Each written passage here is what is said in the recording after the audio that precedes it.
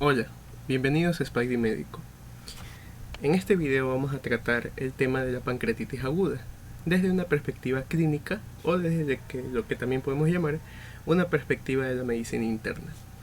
No olvides suscribirte a nuestro canal y activar la campana para que te lleguen las notificaciones cuando subamos un nuevo video, y también te sugerimos que nos apoyes, que nos ayudes comentando qué tema te gustaría que tratemos en nuestros próximos videos. Sin nada más que decir como introducción, comenzamos. Entonces, antes de hablar de lo que es la pancreatitis aguda, tenemos que tener presente ciertas consideraciones morfofisiológicas, ya que es muy importante que nosotros conozcamos lo normal antes de hablar de lo anormal, que es el caso, pues no, de la pancreatitis. Entonces, tenemos que el páncreas es un órgano que se encuentra en la cavidad abdominal, es un órgano que, si lo relacionamos con el peritoneo, es un órgano retroperitoneal, a excepción de una de sus partes que lo vamos a mencionar más adelante. Es un órgano que, si nosotros lo estudiamos desde un punto de vista topográfico, es decir, a nivel de en qué cuadrante se ubica, vamos a tener que se va a ubicar más o menos a la altura de mesogástrico y de epigástrico, ¿no? Ya que, si nosotros podemos apreciar en esta imagen, tiene una orientación hacia la parte inferior y hacia la parte izquierda de lo que es la cavidad abdominal. Entonces eso lo podemos tener como una consideración anatómica topográfica. Entonces este órgano tiene una longitud aproximada de 12 a 15 centímetros, tiene un peso medio de unos 70 gramos, puede llegar incluso a pesar hasta 100 gramos, tiene un color rosa, que puede tener una coloración entre rosa a grisácea, dependiendo si la glándula se encuentra activa o se encuentra inactiva, y va a tener una consistencia que le vamos a llamar friable, ya que es un órgano bastante sensible, incluso puede llegar a sufrir traumas si es que hay, por ejemplo, algún accidente de tránsito. Es bastante sensible en ese sentido, es un órgano bastante friable, como ya les comenté.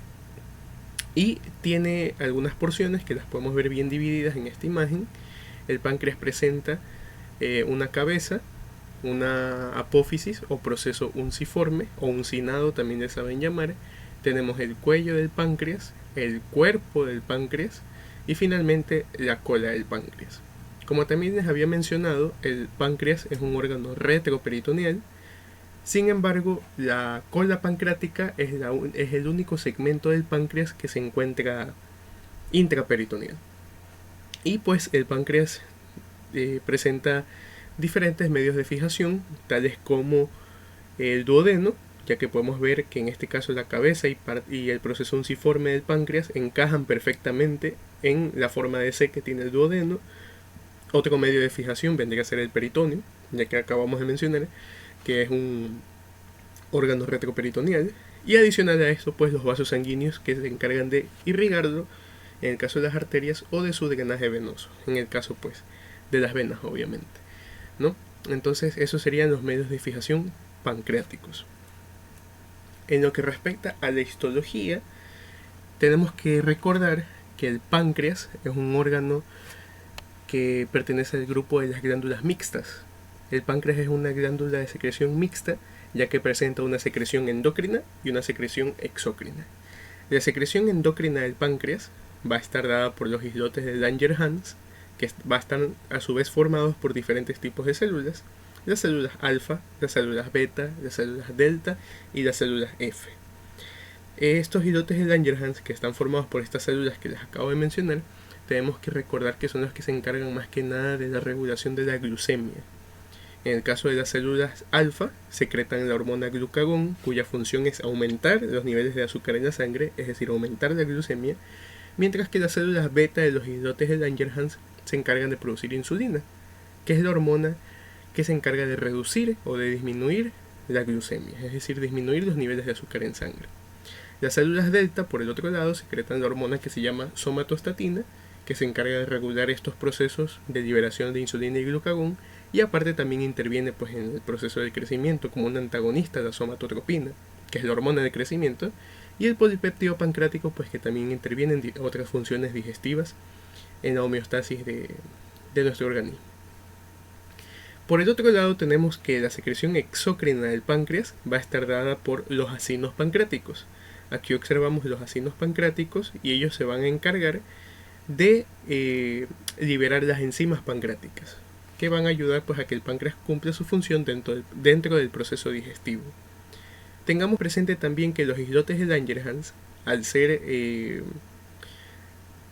los responsables de cumplir con la función endocrina del páncreas, fíjense que están rodeados de vasos sanguíneos, ya que como producen hormonas, requieren esta irrigación especial para que puedan secretar sus productos, que serían las hormonas, al torrente sanguíneo, ya que por esta vía es que viajan las hormonas a los diferentes tejidos y órganos diana, o tejidos u órganos blancos, que es donde van a actuar. En cambio, si ustedes se fijan, los acinos pancreáticos están atravesados por conductos, ramas de conductos, de los conductos pancreáticos, ya que la secreción de estos acinos va a formar o va a constituir parte del jugo pancreático, que va a drenar, como podemos ver aquí, si seguimos la dirección, este es el conducto pancreático principal, van a drenar en el duodeno. Podemos ver también aquí el colédoco, que se encarga pues del drenaje de la bilis hacia el duodeno. Y este conducto pancreático, que es el principal, también se le da el nombre del conducto pancreático de Wirsung, que este va a drenar pues a nivel en el duodeno. Vamos a encontrar dos papilas. A nivel de la papila duodenal mayor, ahí vamos a encontrar la desembocadura del conducto pancreático principal o de Wirsung. Y también va a haber más arriba la papila duodenal menor, donde van a drenar los conductos accesorios que presenta el páncreas, que se les llama también conductos de Santorini. Entonces, regresando pues a la parte histológica, estos acinos pancreáticos liberan sus enzimas. Las enzimas viajan por estos conductillos que van a terminar finalmente en el conducto pancreático principal o accesorio, dependiendo de a qué nivel de la glándula estemos hablando.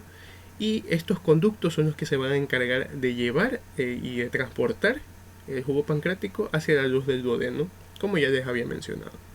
Entonces recordemos eso, que el páncreas histológicamente está formado por una parte endocrina, que la constituyen los islotes de Langerhans, y una parte exócrina, que la van a constituir los acinos pancreáticos.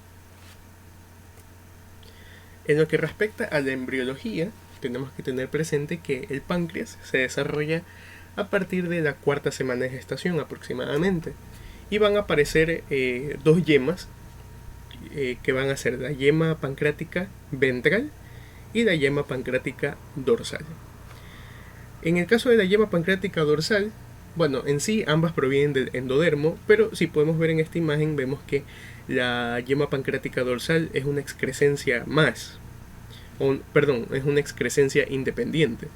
En cambio, la yema pancreática ventral es una excrescencia que forma parte del divertículo hepático, que como podemos ver pues va a dar origen a, como su nombre lo indica, el hígado, a la vesícula biliar y al árbol biliar como tal. Entonces, ¿qué sucede? Bueno, normalmente esta yema pancreática dorsal es la que aparece primero. Va a originar a las porciones pancreáticas que corresponderían a, si lo podemos ver aquí en esta imagen, correspondería a la parte superior de la cabeza del páncreas, el cuello pancreático, el cuerpo y la cola del páncreas. Mientras que esta yema pancreática ventral va a dar origen a la parte inferior de la cabeza del páncreas y también el proceso unciforme del páncreas. Entonces, ¿qué sucede? En un periodo que oscila entre la cuarta y la octava semana, la yema ventral va a rotar. Aquí podemos ver una flecha roja que nos indica que esta yema va a rotar y se va a ubicar por debajo de la yema pancreática dorsal. Esto va a ocurrir, como les dije, en el periodo entre la cuarta y la octava semana.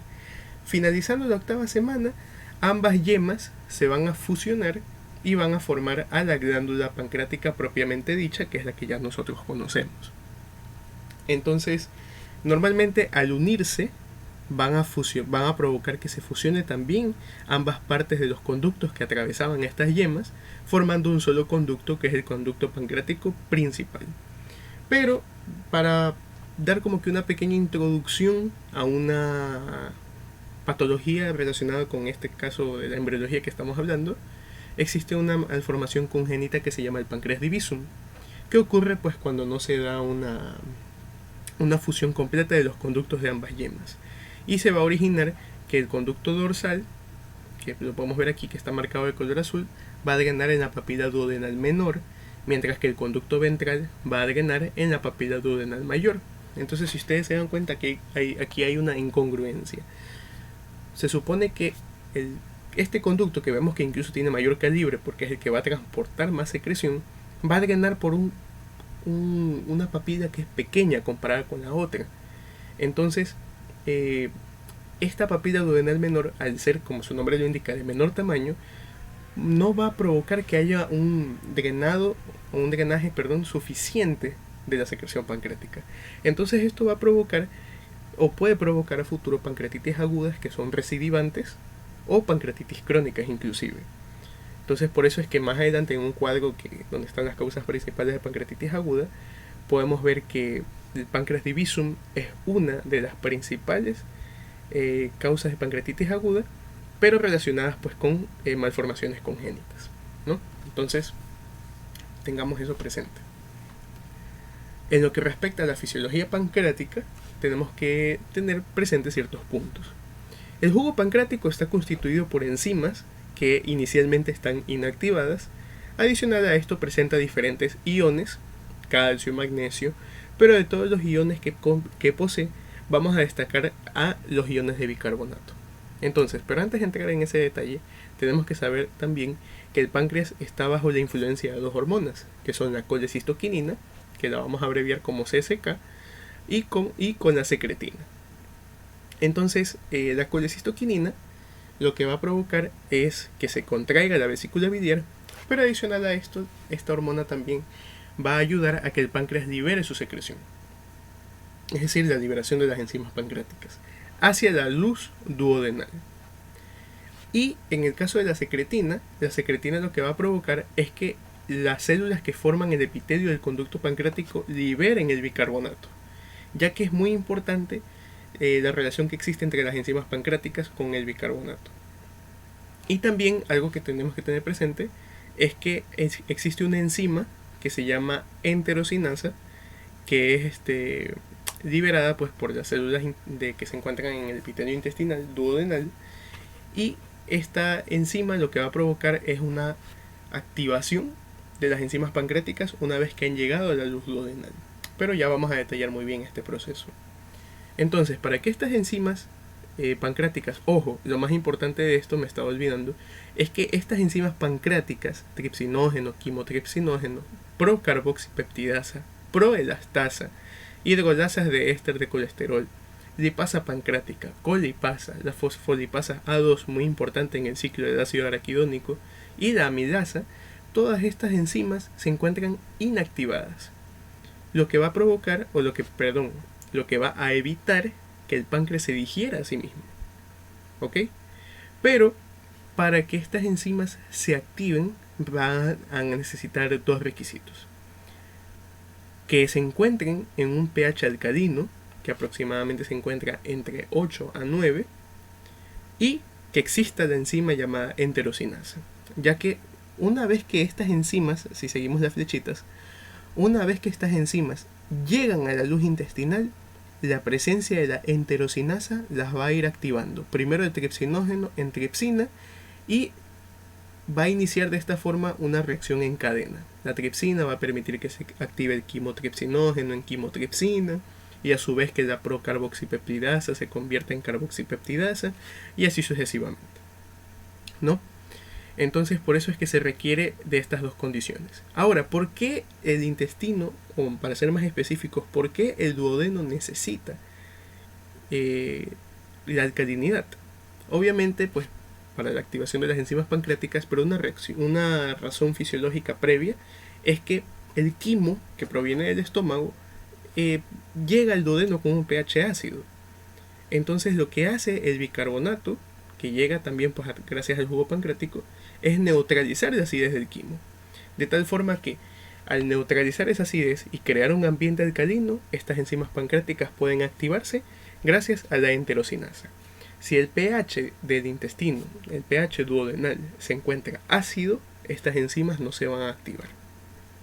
Entonces, en el interior del conducto pancreático, lo que mantiene inactivas a las enzimas, ya que de lo contrario el páncreas se iniciará un proceso de autodigestión, lo que mantiene inactivas es que el pH no llega a la alcalinidad que necesita, que es de 8 a 9, como ya les mencioné, sino que tiene una ligera alcalinidad, entre 7,5 aproximadamente. Entonces esto va a hacer que estas enzimas pancreáticas se mantengan inactivadas. Algo que también las va a mantener inactivadas es que las células del epitelio del conducto pancreático van a secretar una proteína llamada inhibidor pancreático de tripsina, que va a evitar que esta proteína, que esta enzima, llegue a activarse, porque recuerden que una vez que se activa la tripsina, se activan todas las demás enzimas. Entonces por eso es muy importante, ¿no? Y como último punto también relacionemos un poquito que si llega a haber alguna obstrucción por diversas causas a este nivel, es decir, a nivel de la papila duodenal mayor o a nivel de la ampolla de Vater, que es el sitio pues donde llegan el colédoco con el conducto de Wilson, si llega a haber alguna obstrucción, se van a acumular los iones de bicarbonato que tenían que haber salido a la luz intestinal, se van a acumular en la luz del conducto pancreático, va a aumentar el pH y por eso es que también está relacionado, o más o menos ya vamos explicando la fisiopatología de por qué iniciaría el páncreas un proceso de autodigestión. Es decir, que por qué iniciaría una pancreatitis aguda o crónica dependiendo pues del tiempo de evolución. Entonces, una vez que ya hemos terminado de hacer un repaso de los puntos más claves e importantes de la morfofisiología pancreática, relacionado también pues obviamente con la embriología y la fisiología y la histología, llegamos ahora sí a nuestro tema como tal, que es la pancreatitis aguda. Entonces nosotros podemos definir a esta enfermedad ya desde un punto de vista clínico. Podemos decir que la pancreatitis aguda es una inflamación pancreática acompañada de poca o de ninguna áreas de fibrosis, que puede ir desde una inflamación leve y autolimitada en algún sector del páncreas hasta una enfermedad grave, con falla multiorgánica, que es lo que nosotros conocemos como shock, e inclusive puede llevar hasta la muerte del paciente. Entonces, vamos nosotros a diferenciar o a clasificar los factores etiológicos que van a llevar, o sea, recuerden, la etiología es la causa, los factores etiológicos que van a llevar a que se desencadene una pancreatitis aguda. Entonces, los factores etiológicos que se van a llamar directos van a ser un traumatismo directo, como el nombre lo indica, en el abdomen, por ejemplo, por un accidente de tránsito más que nada, un traumatismo postquirúrgico después de una CEPRE, es decir, de una colangiopancreatografía retrógrada endoscópica, después de un proceso de una esfinterectomía endoscópica o después de una manometría del esfínter de Oddi. Ya pues esto va de la mano también pues con iatrogenias, es decir, errores que se pueden llevar o que se pueden producir durante estos procesos quirúrgicos que hemos mencionado. Y dentro de los factores etiológicos indirectos los vamos a clasificar a su vez en litiasis de las vías biliares, la ingestión crónica de alcohol, diferentes alteraciones metabólicas, el uso de fármacos, de ciertos fármacos, enfermedades del tejido conectivo, ciertas infecciones y también pues algunas alteraciones o malformaciones congénitas como el páncreas divisum. El 80% de los casos de pancreatitis aguda va a estar ligado a la litiasis de las vías biliares, es decir, la presencia de algún cálculo que esté obstruyendo el árbol biliar, y a la ingestión crónica de alcohol. Pero dentro de este 80% de los casos es más frecuente que sea por una litiasis de las vías biliares, ¿no? Dentro de este 80% es lo más frecuente. Lo otro sería pues la ingesta crónica de alcohol. Dentro de las alteraciones metabólicas que pueden causar pancreatitis aguda, tenemos la hipertrigliceridemia mayor a 1000 miligramos sobre decilitro. Imagínense, más que nada estos rangos de 1000 miligramos sobre decilitro o más están relacionados a las hipertrigliceridemias que ya son genéticas, como la hipertrigliceridemia familiar, por ejemplo. O también están relacionados a la hipercalcemia e insuficiencia renal aguda, que esto también pues va a ir de la mano con el hiperparatiroidismo, que podemos hablar en un próximo video. Ciertos fármacos también se han relacionado con la aparición de pancreatitis aguda, como lo son antirretrovirales, el ácido valproico e inclusive el paracetamol. Las enfermedades del tejido conectivo como el lupus eritematoso sistémico, la poliarteritis nodosa, la sarcoidosis y otras más, se han relacionado con la pancreatitis aguda, y otras infecciones, y las infecciones, mejor dicho, de origen viral, bacteriano o por parásitos. Dentro de las virales tenemos al virus de la parotiditis, la rubiola, el citomegalovirus, el adenovirus, el VIH o HIV y el virus Coxsackie. Están relacionados también pues a la aparición de pancreatitis aguda. Y es interesante porque el virus Coxsackie también se lo ha estudiado ahora último porque tiene una relación con la aparición de diabetes. Ojo, también tenemos que tener presente que este tema de pancreatitis aguda lo vamos a estudiar dentro de lo que sería una patología en medicina interna relacionada a una alteración del páncreas exócrino. En cambio, pues la diabetes sería un trastorno estudiado en medicina interna asociado a el páncreas endocrino, que eso lo podemos tratar más adelante. Entonces es interesante la aparición del virus Coxsackie en este cuadro. Infecciones bacterianas que también están relacionadas con la pancreatitis aguda son las infecciones por Mycoplasma, por Campylobacter, por Legionella o por Mycobacterium. Y en el caso de los parásitos que también pueden causar infecciones, que son infecciones parasitarias que pueden causar también pancreatitis aguda, a la cabeza está pues Ascaris lumbricoides. Se ha encontrado Ascaris lumbricoides en el colédoco o inclusive en la luz del páncreas, del conducto pancreático, y esta obstrucción pues va a generar pancreatitis aguda. Y el páncreas divisum, pues que ya fue mencionado anteriormente. Entonces estudiemos un poco de lo que es la fisiopatología. Sea cual sea la causa, recuerden que a la cabeza estaba la litiasis biliar, el abuso o el uso crónico del alcohol, por una cepre, por los fármacos, inclusive idiopática, una pancreatitis por enfermedades autoinmunes, una obstrucción anatómica. Sea cual sea el factor, va a provocar una lesión pancreática. Y al haber una lesión pancreática, va a haber liberación de el factor de necrosis tumoral alfa y de interleucina 1, que son sustancias proinflamatorias. Una vez que se han liberado estas sustancias, va a iniciar una cascada inflamatoria con diferentes interleucinas, con bradykininas, y esto lo que va a provocar es la inflamación pues como tal del órgano. Pero como se liberan de forma sistémica, pueden llevar también a un síndrome de respuesta inflamatoria sistémica, y esto a su vez puede llevar a una disfunción multiorgánica, es decir, un estado de choque o shock, y esto puede llevar a la muerte del paciente. Entonces, eso analizando este gráfico. Si analizamos en cambio el gráfico de la izquierda, asimismo, sea cual sea el origen de la lesión, lo que va a provocar es la liberación de sustancias inflamatorias, las citoquinas o quimiocinas lesivas. Esto va a provocar la activación de las enzimas pancreáticas. Recuérdense que están inactivadas, por eso las menciono aquí como simógeno. Entonces esto va a provocar la autodigestión del páncreas. Esto va a provocar también la liberación de las citoquinas y otros mediadores de la inflamación que ya fueron mencionados. Como producto de la misma inflamación va a generar edema, tanto del páncreas como del tejido que se encuentra peripancreático, que sería la grasa peripancreática. Y eso pues aquí podemos ver que se está dando una autodigestión del páncreas en este gráfico. Entonces todo eso puede provocar una isquemia, producto de la misma inflamación, llevando así a la necrosis o a la apoptosis. Recuerden que la apoptosis es la muerte celular fisiológica y la necrosis es patológica, pero en este caso pues sería una apoptosis, un poco paradójico decirlo de esta forma, pero sería una apoptosis patológica, ya que son las mismas sustancias inflamatorias las que están provocando que haya muerte celular. Y eso va a ser una complicación local, mientras que las complicaciones sistémicas va a ser, pues, como ya les comenté, la reacción inflamatoria sistémica, la falla multiorgánica y finalmente puede llevar a la muerte del paciente. Asimismo también, pues, ¿por qué las causas de origen, por qué las iatrogenias pueden causar también pancreatitis? Porque este es un órgano que es muy susceptible a la isquemia, como también lo mencionamos.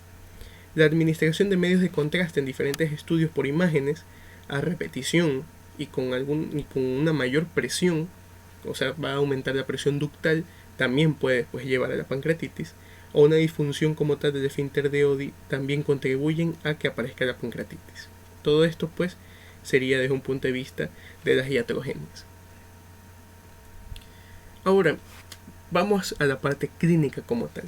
Entonces, cuando a mí me llega un paciente con las siguientes manifestaciones clínicas, es lo que me va a orientar a haber una pancreatitis aguda. Entonces, tenemos el caso del dolor. ¿Cómo es el dolor de un paciente que tiene pancreatitis aguda? El paciente que presenta pancreatitis aguda va a tener un dolor que es intenso, grave. En la escala del 1 al 10 lo puede describir como un 10, postrante y transfixiante, que se encuentra en epigastrio y que puede irradiarse en forma de cinturón. Entonces, como nosotros vimos que el páncreas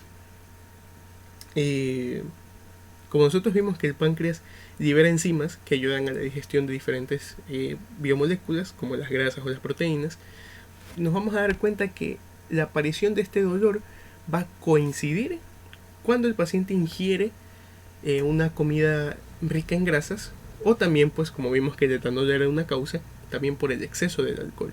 Entonces el dolor va a ser secundario. Nos vamos a encontrar con un paciente que previo al dolor nos puede narrar, si es que no lo hace un familiar, porque también por el dolor no va a querer hablar muchas veces. Entonces el paciente nos va a decir que había pues ingerido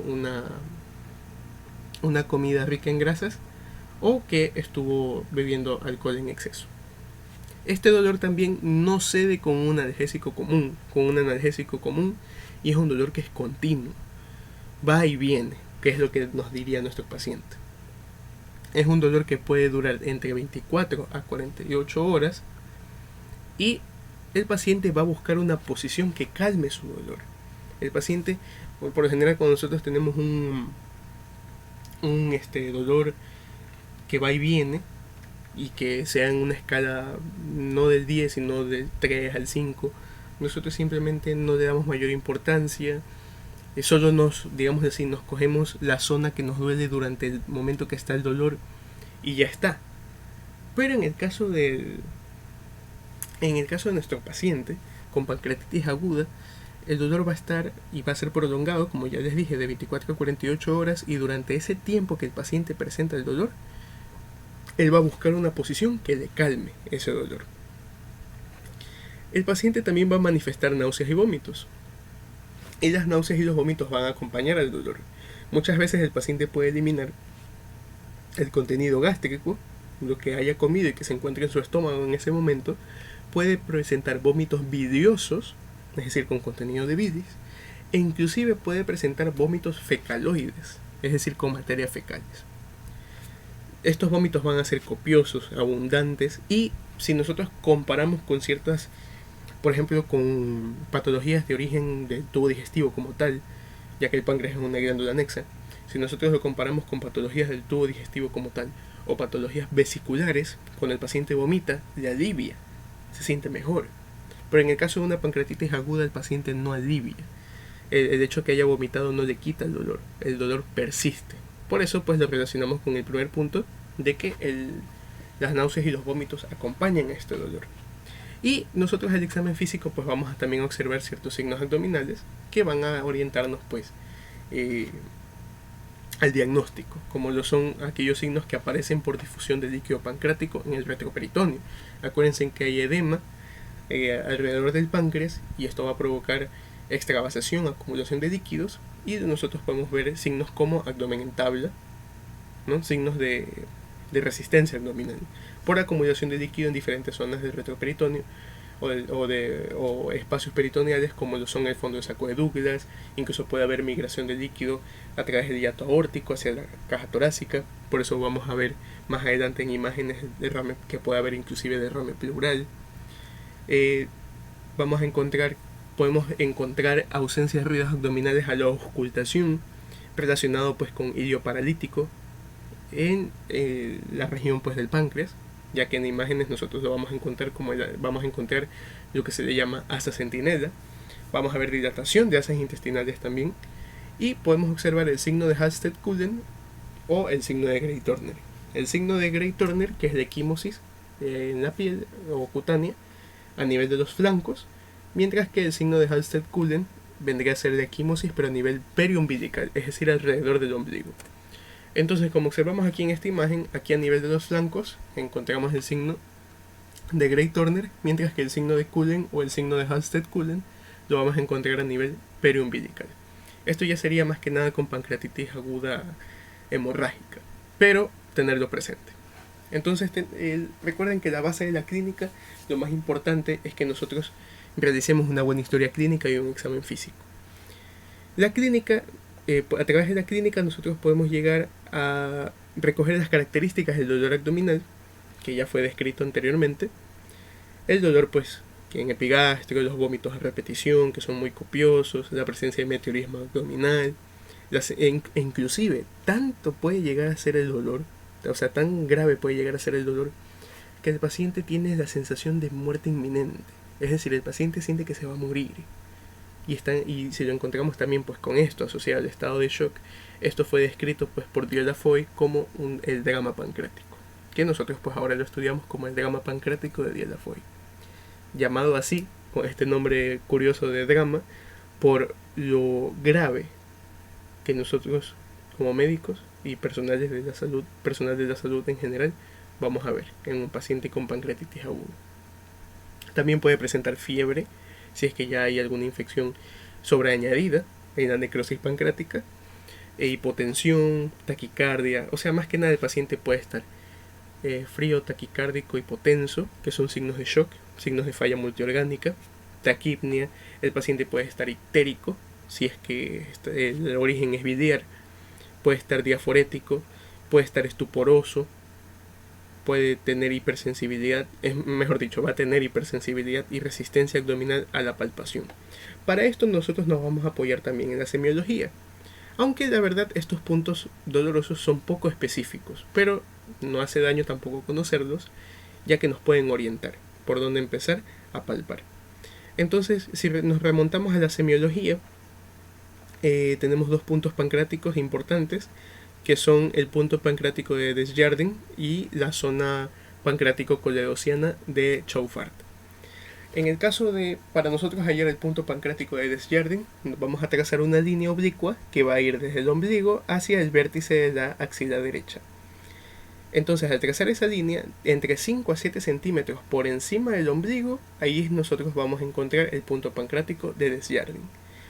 Mientras que para nosotros hallar la zona pancreático-coledoziana de Chaufart, vamos a trazar una línea, vamos a formar un ángulo recto, y para ello necesitamos trazar una línea vertical que sigue a la línea media y una línea horizontal o transversal que va a ir pues hacia fosa ilíaca derecha. Una vez que hemos trazado nuestro ángulo recto, se va a trazar una bisectriz, o sea, va a dividir pues el ángulo a la mitad, se va a trazar una bisectriz, y el ángulo agudo que se forme entre la bisectriz trazada y la línea que acompaña la línea media, entonces esa zona va a corresponder a la zona pancreático-coledoziana de Chaufart. Entonces estos puntos que se los estudia en el campo de la semiología nos orientan pues a dolores pancreáticos, ¿no? Pero como les decía, son poco específicos. Por eso es que para nuestro diagnóstico clínico nosotros pues nos vamos a basar en otros signos o en otras técnicas. Y aquí observamos un paciente con pancreatitis aguda. Fíjense que el paciente se acomoda para calmar su dolor. Entonces, continuando con lo que es el diagnóstico, nosotros también tenemos que realizar exámenes complementarios de gabinete. ¿Como cuáles? Nosotros dentro de los primeros 60 minutos a lo que nos llega el paciente podemos de instaurar el cuadro, y si tenemos la suerte también de que el paciente nos llega recién en ese momento, dentro de los primeros 60 minutos nosotros vamos a encontrar la amilasa sérica 3 o más veces el nivel normal. Y nosotros podemos encontrar amilasa en orina, es decir, amilasuria, a partir del tercer día. Por eso es que medir la amilasa sérica o en orina no nos apoya tanto, no nos ayuda mucho. La enzima que tiene mayor sensibilidad y especificidad en este cuadro clínico es la lipasa. Por eso es que nosotros nos vamos a fijar más que nada en los niveles de lipasa para nuestro diagnóstico. También vamos a encontrar en un paciente con pancreatitis aguda una leucocitosis mayor a 15.000 leucocitos por milímetro cúbico de sangre. Va a haber un aumento persistente de la enzima lactato deshidrogenasa. Recordemos que esta enzima se eleva mucho en lo que es procesos inflamatorios. puede haber incremento de los triglicéridos en caso de que esté acompañada pues, ¿no? de una hipertrigliceridemia mayor a 1000, como les mencioné anteriormente. También nos sirve realizar estos exámenes, ya que nosotros podemos observar azoemia, es decir, incremento de los compuestos nitrogenados en sangre. Esto nos va a orientar a que el paciente presenta ya un compromiso renal. Recordemos también que los nitrogenados en sangre van a ser la urea, la creatinina y el ácido úrico. Y en caso de que exista hiperglucemia, esto nos va a indicar que el paciente también presenta daño necrótico.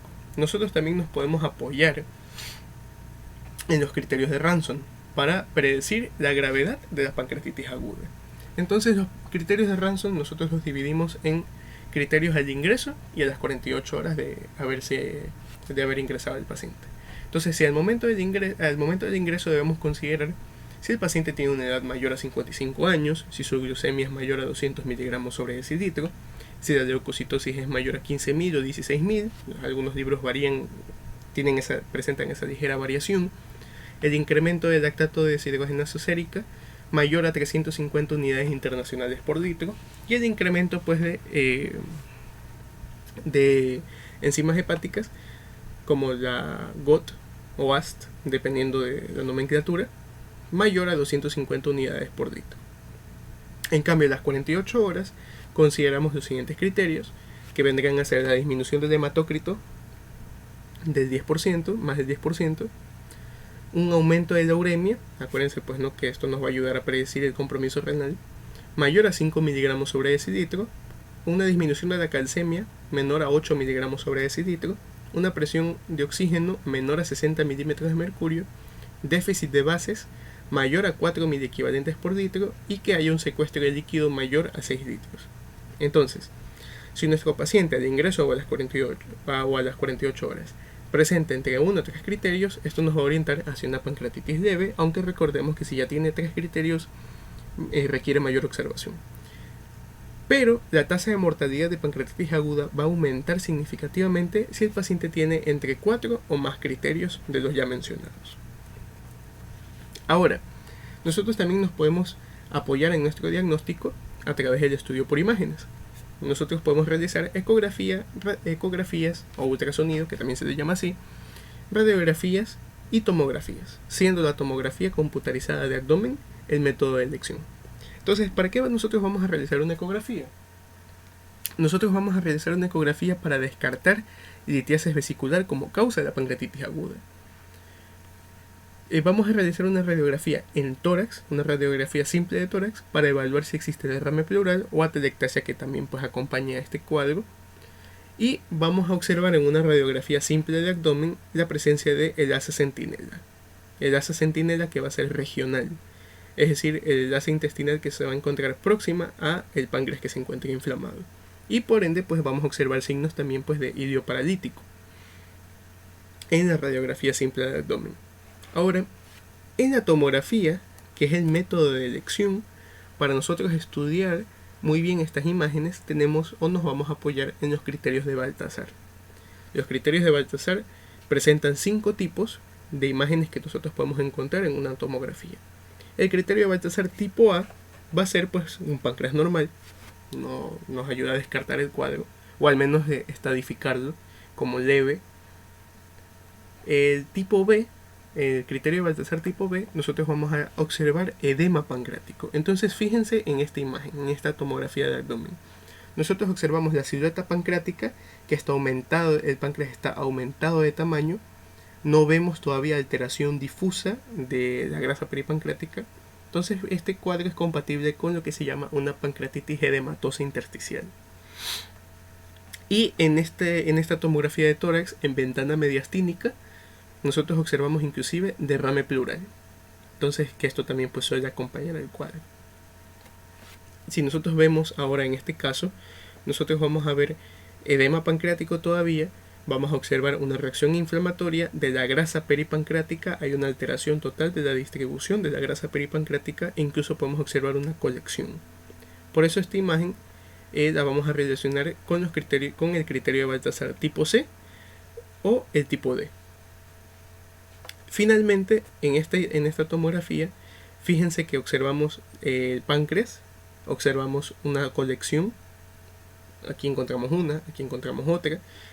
Nosotros sabemos que son colecciones porque las vemos con una densidad, o sea, en la imagen la podemos observar más hipodenso, con una mayor tonalidad.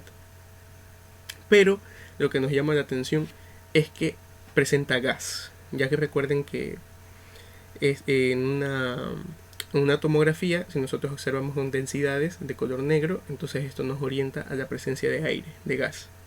Entonces estas colecciones de gas nos haría pensar en que es una pancreatitis necrótica infectada, ¿no? Ya pues por microorganismos anaerobios que van a generar pues la producción de gas en el tejido inflamado.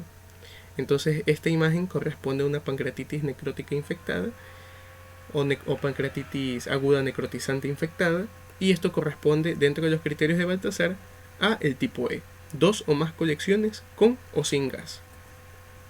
Entonces, antes de pasar a la clasificación de Atlanta, tenemos que tener presente que para dar el diagnóstico definitivo de pancreatitis aguda se deben cumplir 2 o más de los siguientes criterios: el dolor abdominal característico, que para eso necesitamos la clínica, nuestro conocimiento clínico, niveles elevados en los exámenes de gabinete, los niveles elevados de lipasa sérica. También se considera en algunos artículos, también considera a la amilasa, pero tiene mayor sensibilidad y especificidad la lipasa. Al menos 3 veces el valor normal que se encuentren incrementadas, y o hallazgos en imágenes de abdomen, es decir, como los que hemos encontrado aquí pues en la tomografía, gracias a los criterios, guiándonos pues con los criterios de Baltasar. Entonces, si se cumplen 2 o más de estos criterios mencionados, dolor abdominal característico, que podemos llegar a la conclusión gracias a la clínica, niveles elevados de lipasa sérica y hallazgos en imágenes, que se cumplan 2 de estos 3, ya podemos dar pues el diagnóstico de pancreatitis aguda. Ahora, los criterios de Atlanta o la clasificación de Atlanta lo que nos permite a nosotros es clasificar a la pancreatitis aguda como leve, moderadamente grave o grave, y esto nos va a ayudar a ver qué conducta vamos a tomar. Entonces, una pancreatitis aguda leve va a ser aquella en la que haya una ausencia de falla orgánica o que haya una ausencia de complicaciones locales o sistémicas. Normalmente este tipo de pancreatitis aguda, o sea en esta estadificación, resuelven espontáneamente en la primera semana, no requieren imágenes y presentan una mortalidad que es muy rara. En el caso de la pancreatitis aguda moderadamente grave, aquí ya nosotros podemos observar falla orgánica transitoria o podemos observar complicaciones locales o sistémicas. Normalmente resuelven dentro de las primeras 48 horas sin intervención o atención especializada prolongada. Es decir, puede observarse pancreatitis aguda necrotizante, pero es estéril y no hay una falla orgánica. Entonces nosotros la vamos a clasificar o la vamos a estadificar como una pancreatitis aguda moderadamente grave. Puede resolver espontáneamente en la semana 2 o en la semana 3 y presentar una morbimortalidad menor al 8%. Pero en el caso de la pancreatitis aguda grave, de acuerdo a la clasificación de Atlanta, vamos a tener que es aquella pancreatitis aguda que presenta falla orgánica persistente y una o más complicaciones locales o sistémicas. Ocurre en una fase temprana o tardía de la presentación del cuadro, y esta sí va a tener una mortalidad que oscila entre el 36 y el 50%. Entonces es muy importante que tengamos presente esta clasificación de Atlanta, ya que mientras estemos tratando a nuestro paciente, que ya vamos a ver en la siguiente imagen, las pautas del tratamiento de un paciente con pancreatitis aguda, entonces teniendo presente esta clasificación de Atlanta y los criterios de Ranson, vamos nosotros a mejorar nuestro tratamiento, suspender el tratamiento, prolongar el tratamiento, dependiendo pues de esta clasificación y de los criterios ya mencionados. Entonces, ¿cuáles van a ser las pautas de tratamiento? Primero que nada, nuestro paciente con pancreatitis aguda debemos hidratarlo de forma agresiva, o sea, vamos a tener una administración agresiva de fluidos dentro de las primeras 24 horas. ¿Cuántos líquidos vamos a nosotros administrar? Entre 2.500 a 4.000 mililitros. Pero hay que tener mucho cuidado, ya que existe el riesgo de exceso de líquido.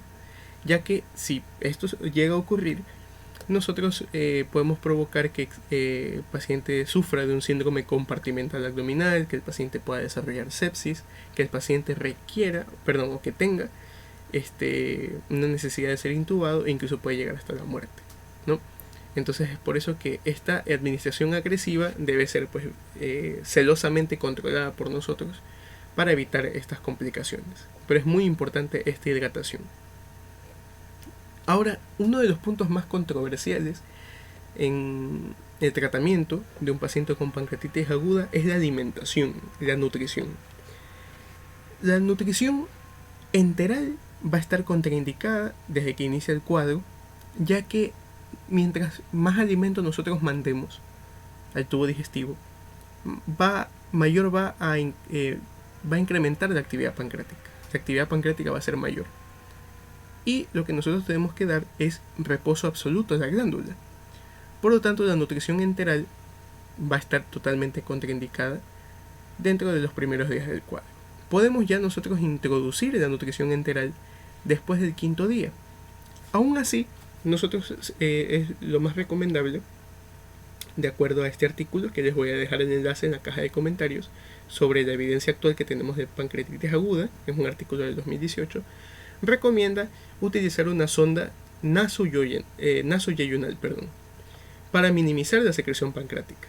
Porque al usar esta sonda, aquí vemos la sonda yeyunal, que está con un color amarillento, comparada con las otras sondas que también se pueden utilizar, esta sonda minimiza la secreción pancreática, ya que va directamente al yeyuno. Si fuera una sonda nasoduodenal, al llegar al duodeno todavía estimularía la secreción pancreática, en cambio en yeyuno ya no. Y obviamente los alimentos pues que sean introducidos por esta sonda ya deben estar predigeridos para que el paciente simplemente los pueda absorber. Ya el paciente nosotros podemos alimentarlo como tal, ir incrementando poco a poco los alimentos que va ingiriendo cuando ya vemos cuando ya observamos una mejoría en su estado general. Pero esto debe ser progresivo. ¿Por qué no podemos introducir la nutrición parenteral? Primero, si lo vemos a nivel costo-beneficio, la nutrición parenteral es muy costosa. Segundo, tampoco nosotros podemos hacer que el paciente adquiera un nuevo problema. Ya que ¿a qué me refiero? A que el paciente, si no ingiere alimentos, puede haber una alteración de la mucosa, de las vellosidades, una atrofia de las vellosidades intestinales, ya que no están recibiendo alimentos. Entonces nosotros podemos provocarle inclusive un cuadro de malabsorción, un síndrome malabsortivo, y tampoco queremos eso, obviamente. Entonces por eso es que la nutrición parenteral la vamos a reservar como una segunda línea, como una segunda opción, dependiendo también del cuadro, ¿no? Si es un paciente que tampoco puede estar sin alimentarse, u otros casos que puedan presentarse. Pero más que nada por eso es que vamos a tener como primera elección la nutrición enteral, pero es recomendable a partir del 5.º día de que se haya instaurado el cuadro.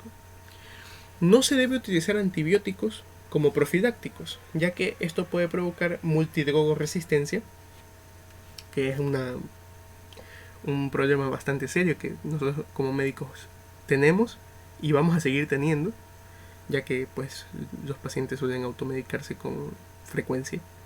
Entonces nosotros no podemos usar antibióticos como profilaxis por el caso de la multidrogoresistencia, y aparte de eso también pues porque el uso de estos antibióticos va a eliminar ciertas bacterias, pero puede provocar la proliferación de ciertos hongos que pueden agravar el cuadro. Entonces por eso no se utilizan los antibióticos como profilaxis. Vamos a utilizar antibióticos cuando el paciente ya tenga una infección confirmada, es decir, una pancreatitis aguda necrotizante infectada, ya que por lo general son estériles las pancreatitis agudas necrotizantes, pero si ya se encuentra infectada, entonces ahí pues ya vamos a usar antibióticos, ceftriaxona intravenosa, 1 gramo intravenoso. Entonces no vamos a utilizar los probióticos, es decir, los microorganismos, ni prebióticos, es decir, sustancias que ayuden a que crezcan estos microorganismos, están totalmente contraindicados, ya que pueden agravar el cuadro o pueden provocar, en el caso de los probióticos, la infección de la pancreatitis aguda necrotizante. Vamos a manejar al paciente, el control del dolor, vamos a utilizar los opioides, ya que estos van a provocar un efecto analgésico mayor comparado con otros analgésicos comunes, y el tratamiento quirúrgico nosotros lo vamos a reservar para el caso de lo que es la pancreatitis aguda biliar, ya que por lo general puede haber una colangitis sobreagregada a esta pancreatitis aguda biliar, y este tratamiento quirúrgico va a ser de emergencia. No podemos dejar que pase más tiempo. Entonces, esas son las pautas de tratamiento de la pancreatitis aguda.